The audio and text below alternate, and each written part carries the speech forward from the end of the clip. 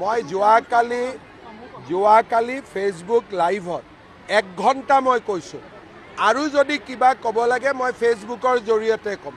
কাৰণ সাংবাদিকসকলৰ আগত কথা ক'লে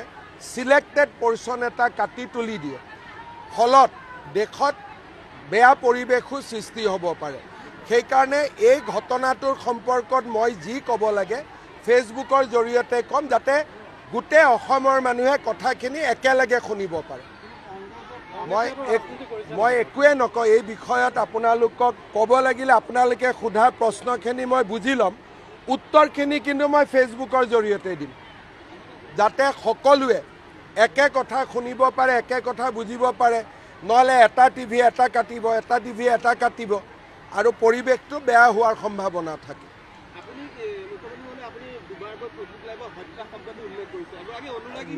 মই যি ফেচবুক লাইভত মই যি কৈছোঁ সেইটোৱে আৰু এইটোৰো উত্তৰ যদি কিবা দিব লাগে মই ফেচবুক লাইভতে দিম ঠিক আছে নহয় বিশ্বাস নহয় আপুনি যিটো কাটিব বেলেগ টিভিয়েটো বেলেগ কাটিব দেশৰ জটিল পৰিৱেশত কমিউনিকেশ্যনৰ ছিষ্টেমটো বেলেগ হ'ব লাগে ৰাইজৰ লগত ডাইৰেক্ট হ'ব লাগে দেশত যেতিয়া জটিল পৰিৱেশ থাকে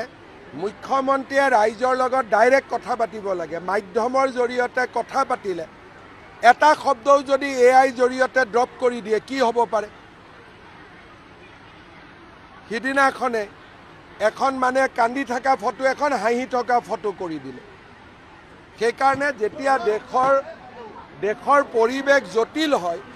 তেতিয়া ৰাইজৰ লগত ডাইৰেক্টলি কথা পাতিলে ৰাইজ সন্তুষ্ট হয়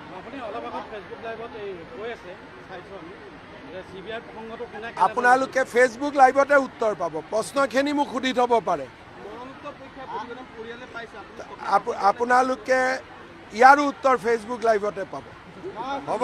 ধন্যবাদ